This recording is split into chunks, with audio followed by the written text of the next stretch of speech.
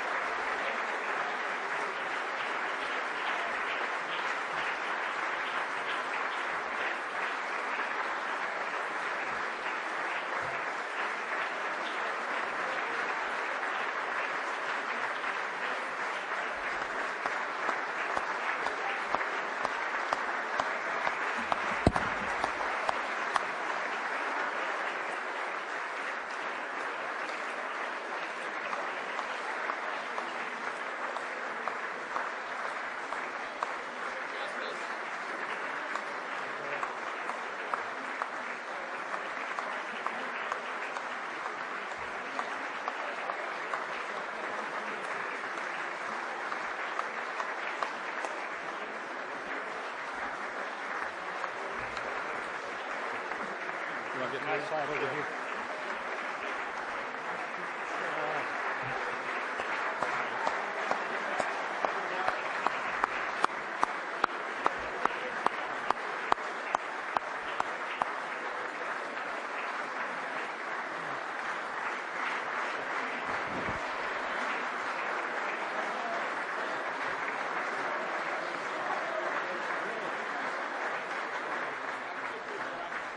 How you doing?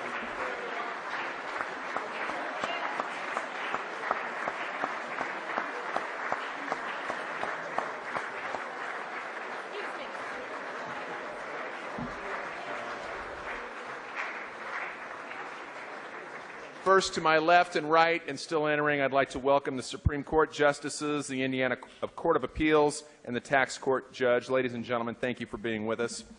In our north balcony, we have a number of special guests. Oh, well, I have moved from the most important introduction that one could do in the state of Indiana. Before I move to the remaining members of the Judiciary, perhaps I should take a moment and recognize and honor our first man of the state, our leader and our Chief Executive Officer, Governor Mitch Daniels.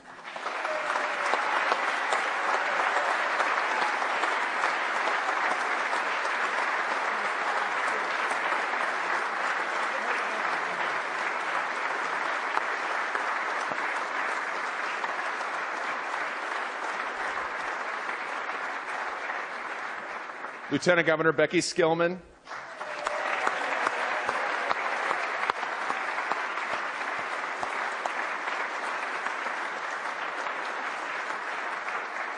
Senator Robert Garton, the President pro tempore of the Indiana Senate.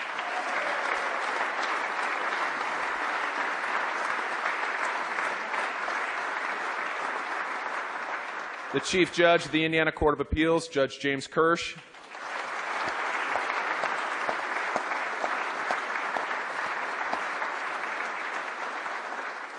In the north balcony, the wife of the Chief Justice, Amy McDonald Shepard.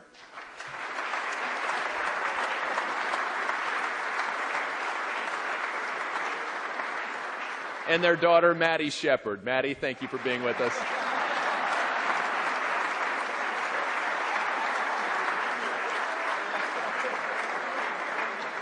I'd like to be Maddie's campaign manager for whatever she may be running for.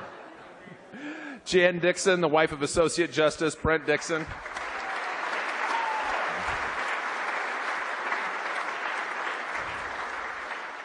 We're honored to have with us this afternoon Mary Kay Orr, the wife of the late Governor Robert D. Orr. Mary Kay.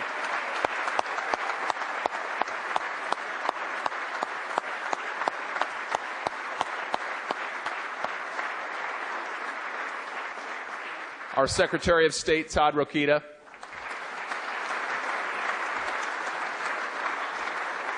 Our Auditor of State, Connie Nass.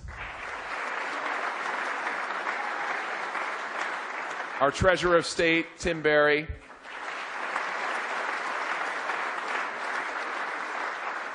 Clerk of the Supreme and Appellate Courts, David Lewis.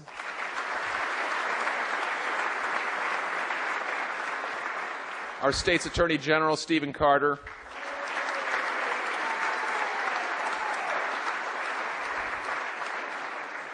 The President of the Indiana State Bar Association, Jim Riley, Jr. Jim.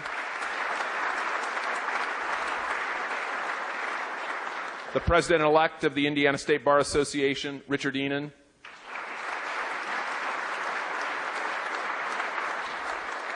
The President of the Indianapolis Bar Association, John Kautzman.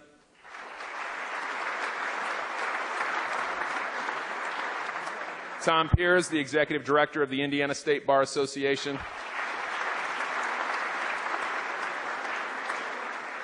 A.Y. Adewopo, the President of the Marion County Bar Association.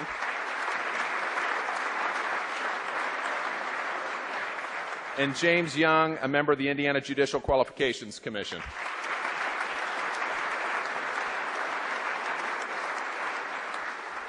We have another special guest with us today, former Supreme Court Chief Justice Richard M. Gibbon. Justice Gibbon.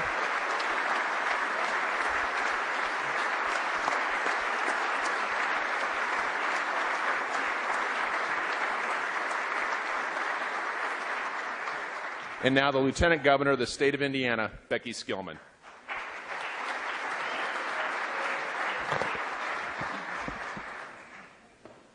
Pursuant to Section 3 of Article 7 of the Indiana Constitution, the Indiana General Assembly is convened for the purpose of hearing a message from the Chief Justice of the Supreme Court.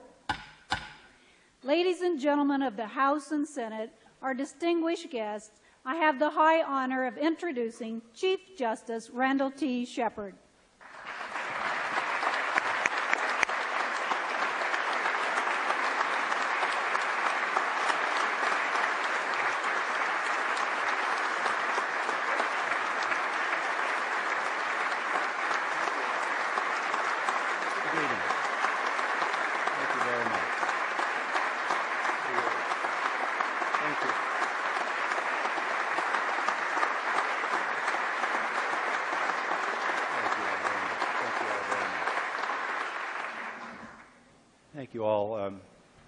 Thank you all so very much for the warmth of your welcome.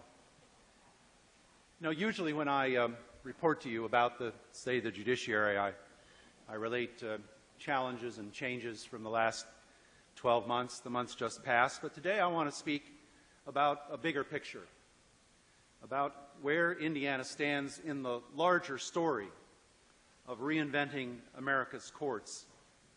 Where does Indiana stand in the broad effort at reform, and what does Indiana contribute to it? Let me start by mentioning the things that the judiciary and the legal profession thinks are its greatest challenges.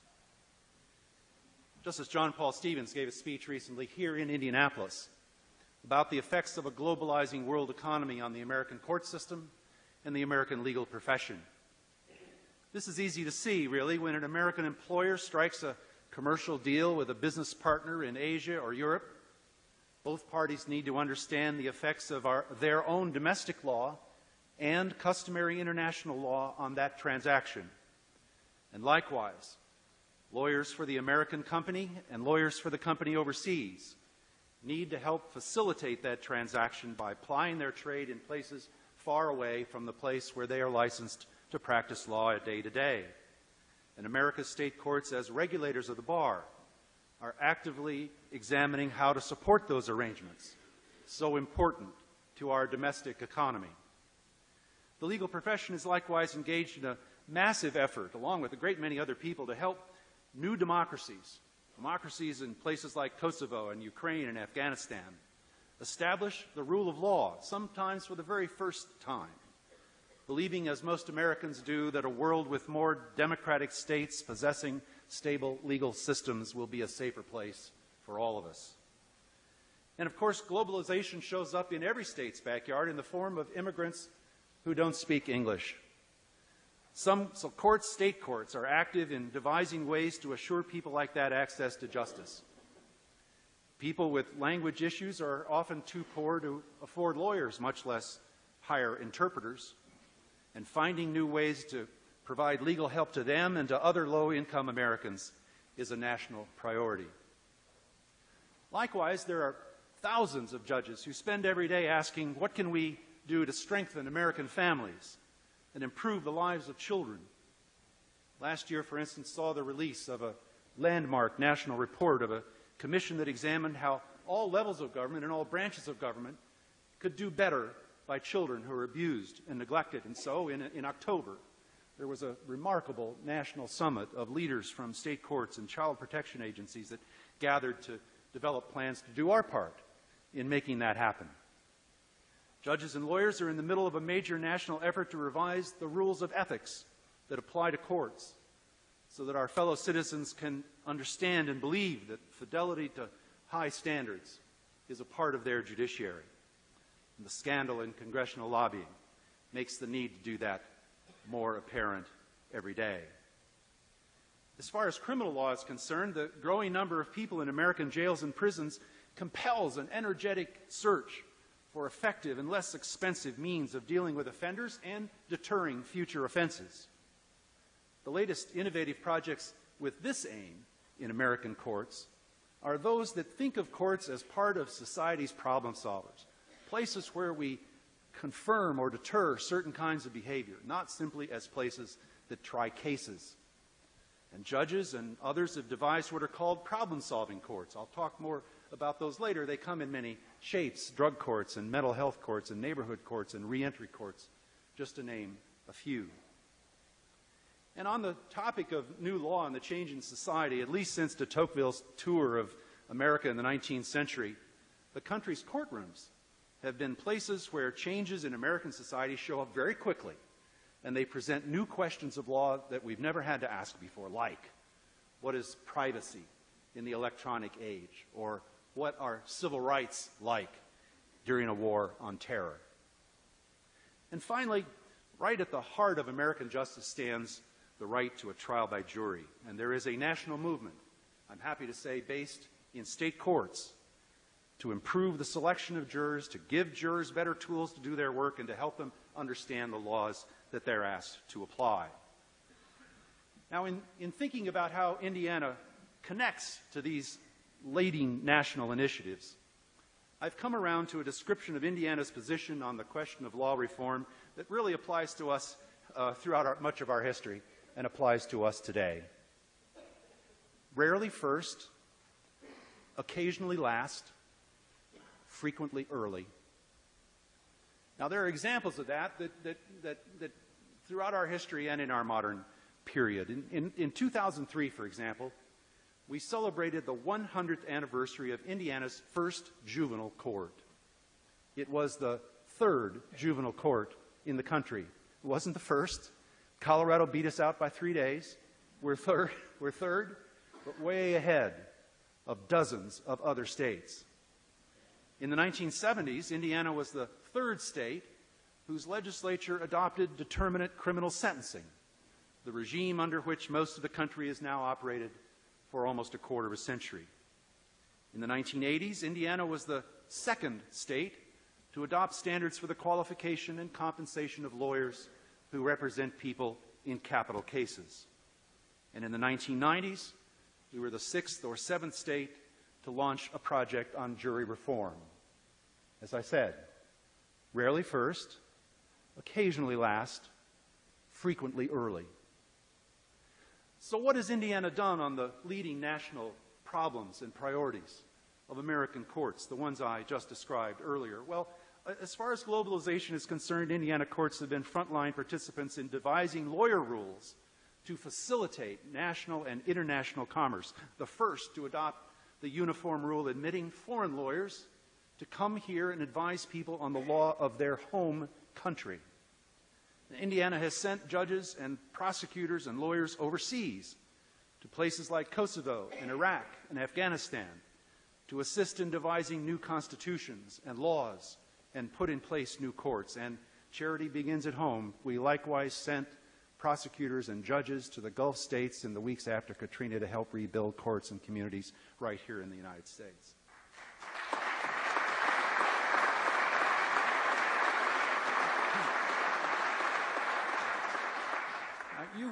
you voted last year to require the appointment of a guardian or a child advocate in every single case involving an abused or neglected child. This is not an easy thing to do, but it is the right thing to do. And on this, Indiana has been both last and first. We were the last state to adopt this comprehensive requirement for children. But as far as building a corps of people to speak for abused children in court, last year there were 2,000 adult volunteers who worked with more than 16,000 Indiana children in abused and neglect cases. Indiana has more local programs to recruit and train volunteers to speak for children in court than any state in the country, and that's a good thing about Indiana.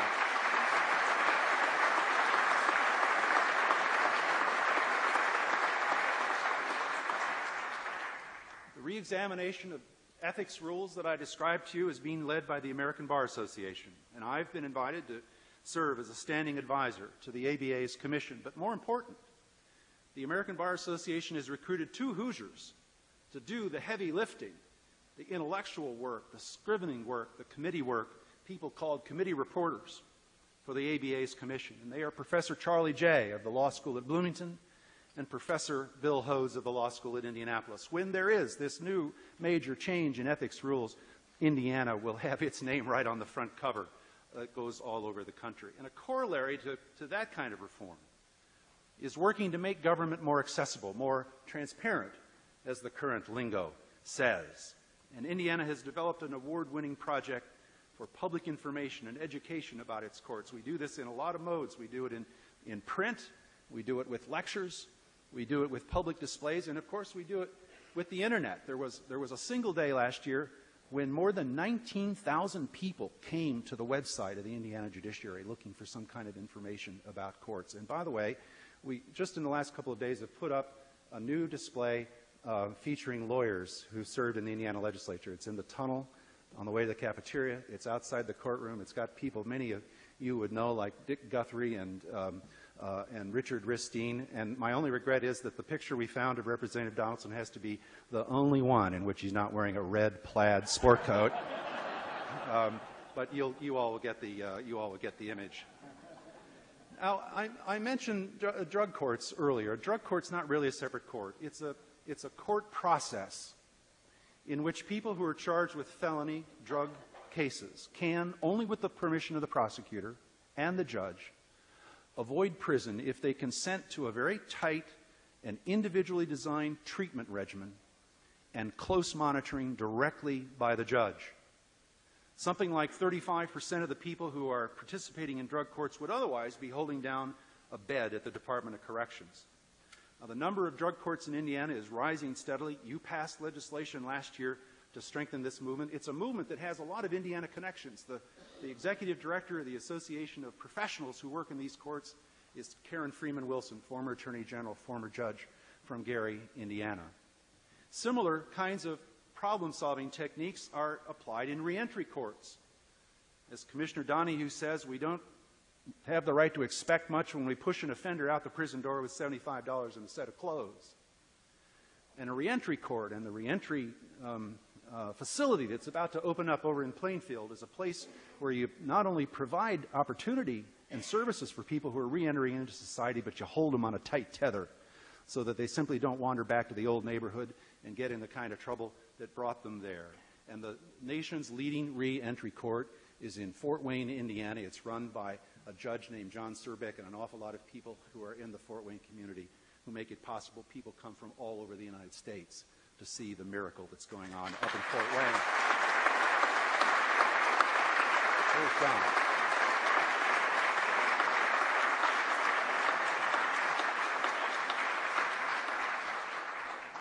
Now, on issues like privacy, new law, privacy, consumer protection, the electronic age, any list of America's top 10 legal scholars would include Professor Fred Cate of Bloomington, the law school at Bloomington. Fred Cate's one of the jewels of Indiana's legal community, and when he's not advising the Congress or the United Nations or teaching class, he does a lot to help Indiana and Indiana's courts, including advising our recent effort under the leadership of Justice Dixon to devise new practices to make it easier for citizens to access court information without making it easier for the people who are engaged in identity theft or domestic abuse. This is not an easy thing to do, but that system started in the year 2005. Now, as far as legal help for the poor is concerned, many states have long used a system to gather up otherwise uncollected interest on lawyer trust accounts as a way of financing legal services offices. Indiana was the last state to adopt such a system, but we were the first state to commit that resource to building a network of lawyers who would volunteer to help low-income people. And last year, Indiana attorneys contributed over 20,000 hours of time to indigent Hoosiers through this network that we've created, and that number gets better every year. Now, you know that we've done a lot, made many improvements to keep Indiana juries doing good work, but I want to report to you on the latest. It's a week old. At the end of last year, we distributed to county clerks the best list of potential jurors ever devised. Justice Ted Boehm led an effort with assistance from the Bureau of Motor Vehicles, from the Department of Revenue, from Purdue University, from a number of local county courts to merge that data and create non-duplicated, up-to-date names and addresses for use in mailing summons, and we sent one to each county. This happens to be Allen County. These are all the people who are 18 years of age in Allen County. There's a different one for every county, and it is the most comprehensive list of jurors. It includes, as best we can tell, 99% of the people who are 18 years of age or older living in Indiana. Now, why does that matter?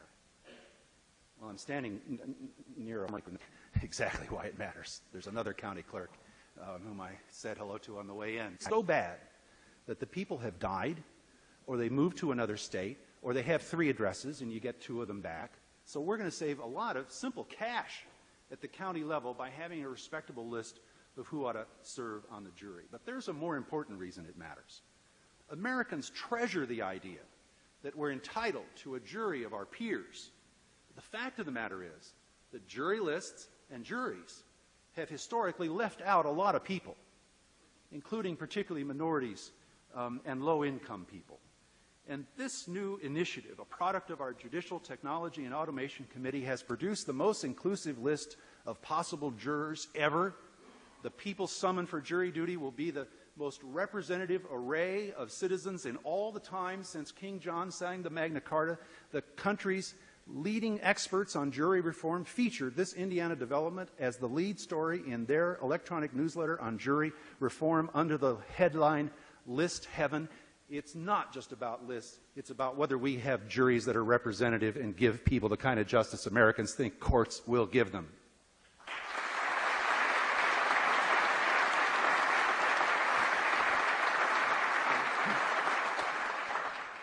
Having listed some of the ways Indiana is connected to the leading court issues today, I want to suggest that Indiana contributes to those in 2 ways. We provide leaders, and we export new ideas. First, in a host of settings, Indiana provides national leaders. I had the occasion last summer to call a judge in Seattle. Her name is Eileen Cato. I'd never met her, but she was the president of a thing called the Conference of Specialized Court Judges. These are the people who hear They hear drunk driving cases and traffic cases and consumer protection cases and landlord-tenant cases. They interact with more citizens than all the rest of us put together. They are the front line in the American judiciary. She said, when I talked to her, she said, "Oh, I know 2 colleagues of yours." I said, "Who do you know?" Well, it turns out that her successor, presently the leader of this enormous and important group of American judges, is Judge Michael Whitty of Lawrenceburg, Indiana. And he's here today. Judge Whitty, will you stand up so everybody can say we're proud?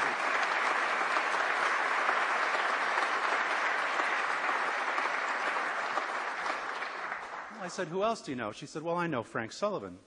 "How do you know?" A lot of people. I said, "How do you know Frank Sullivan?" She said, "Well, Frank Sullivan has been our leader on a project to help more minority law students become appellate court clerks, a very important kind of credential that can help lead to a better career inside the legal profession." These are one of 2 of many. Judge Lorenzo Arredondo of Lake County has been a director of the American Judicature Society. It's the leading organization in the country for reform on judicial ethics and judicial selection. John Baker, who's close by, has served on the committee that devises specialized education for appellate judges all over America. Justice Sullivan now guides the Appellate Judges Conference, which is all of the federal, state, and federal appellate judges from coast to coast. Justice Myra Selby, now helping us on race and gender, earlier served on the body that accredits and therefore shapes the legal education given in America's 180 law schools. And Dean Jim White, who is here today, was for almost 30 years the principal staff person for that effort. American law schools were accredited, shaped, and reformed here from a base in Indiana. Margaret Robb and Pat Riley are recognized leaders in the National Association of Women Judges, and they brought that convention here to Indianapolis last summer. Judge Jim Payne, who, if he now weren't a part of the judicial wing of the Daniels administration, would instead be here today in his capacity as president of the National Council of Juvenile and Family Court Judges. Don Lundberg, who runs the National Organization of all lawyer disciplinary agencies in the country. And not far from any issues where state attorney generals or attorneys general now weigh in, important things that have to do with antitrust and consumer protection. When the attorney generals of the United States speak, they speak through their president, Steve Carter of Indiana.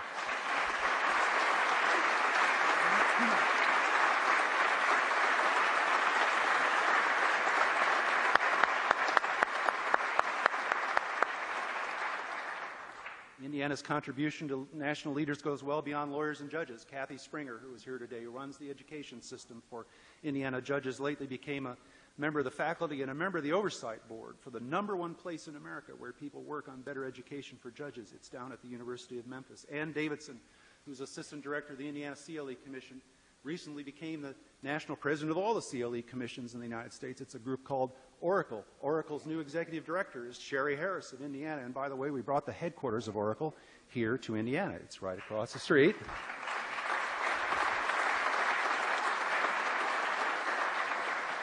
Stole it from Kansas, fair and square, just like the NCAA. Not as big, we do what we can to add. And the Judicial Family Institute is an organization that helps spouses and children of judges navigate through judicial waters. It was conceived, created by Justice Dixon's wife, Jan Dixon, and I'll tell you, people from Maine to Monterey would say exactly what I'm about to say. Jan Dixon has done more to help judicial families than any other single person in this country.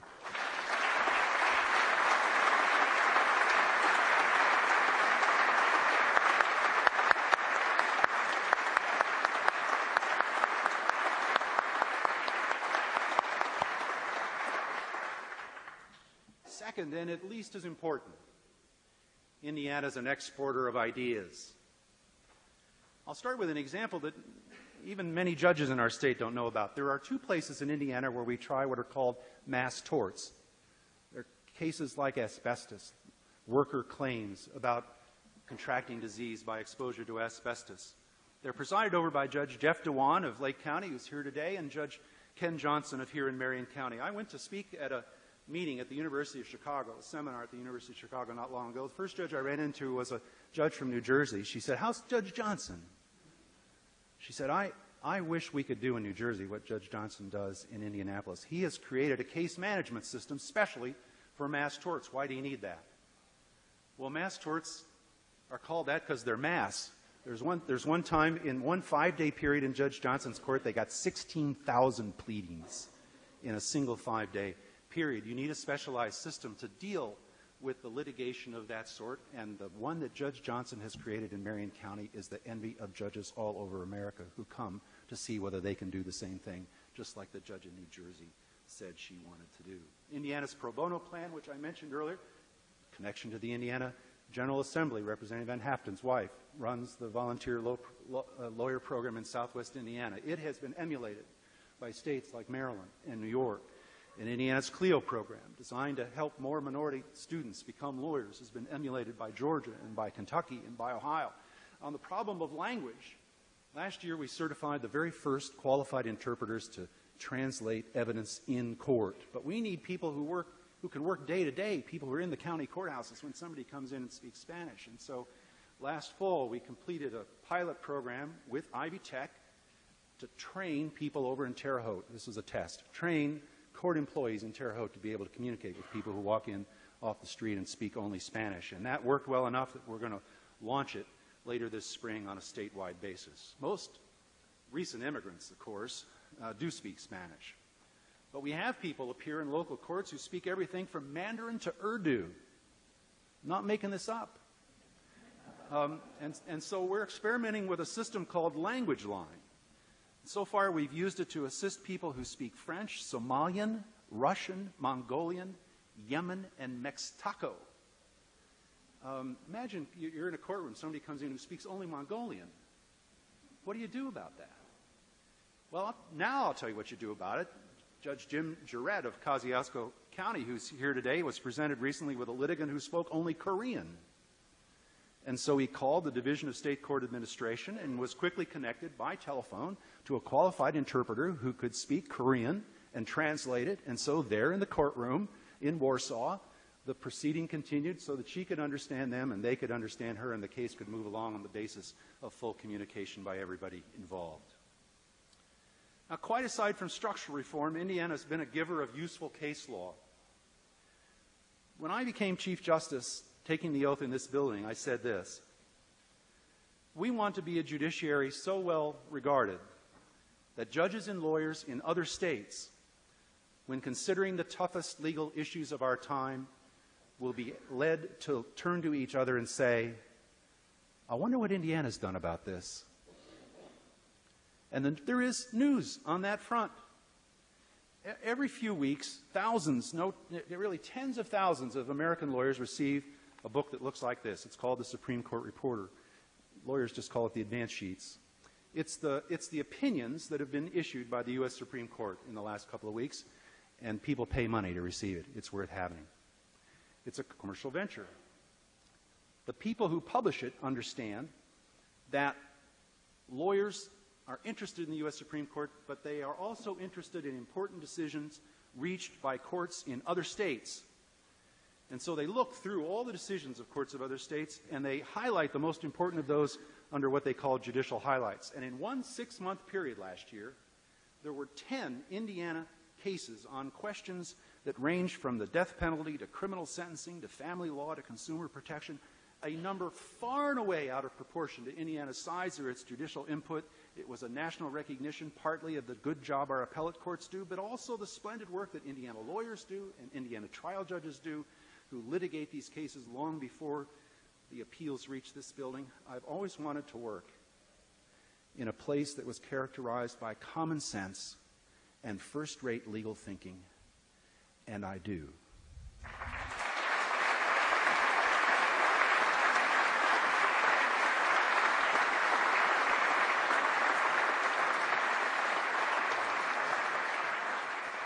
It's always seemed to me that our bench ought to operate with both of its feet on Hoosier soil and its eyes fixed on the horizon.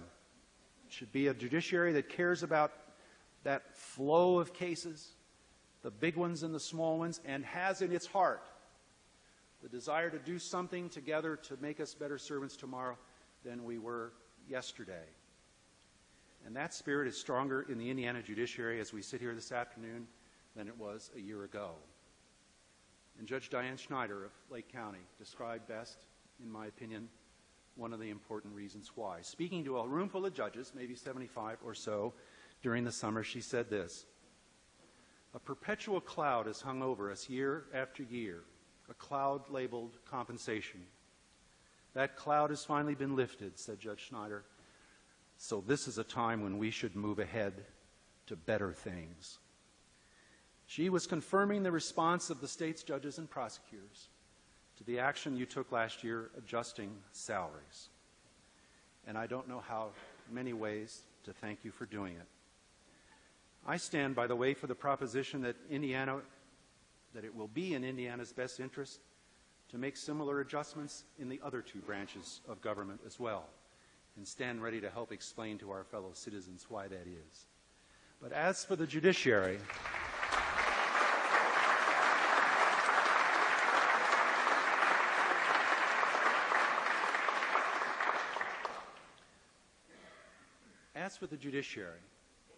I stand with Judge Schneider in thanking you and thanking Governor Daniels for helping to make it happen. And I stand with her in believing that this is a moment when the judiciary must strive to do better than ever at helping Indiana be a safer and more prosperous and more decent place. And I promise you, that's what will happen. And that is the state of your judiciary.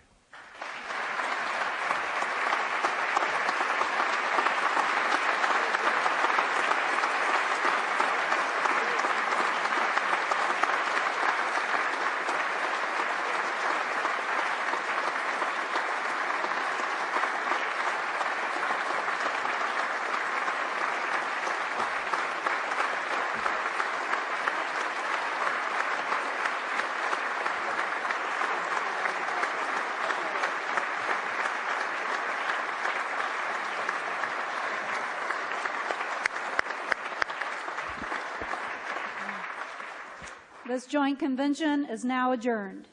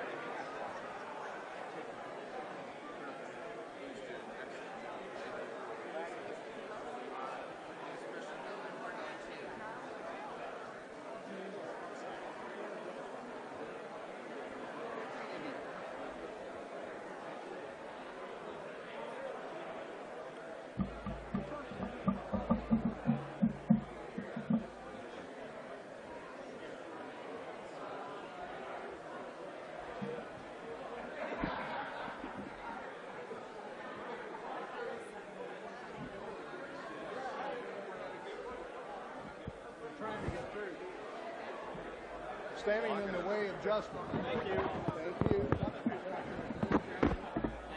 The House of the people. Hey, thank you. I'm not saying that just because you but you do. No. I really admire that. Okay. All right. Just don't back Oh, I'm sorry, John. Yes, it does. It's all right. Hey, if I forget to call you, I'm going to get back here Tuesday. All right. We'll be out of here. I won't be back until much for Tuesday. We'll be out of here soon. We'll try and remember to call you and give me a call. Okay? Oh, yeah. A couple of your cohorts wanted to go with us. Yeah. Oh, hello. Hey, nice, Judge. Yeah. Too bad if you can't. I was not talking about. I was watching. Oh, yeah. I know that's on the list. Good job. Good job. Yeah, I'm serious.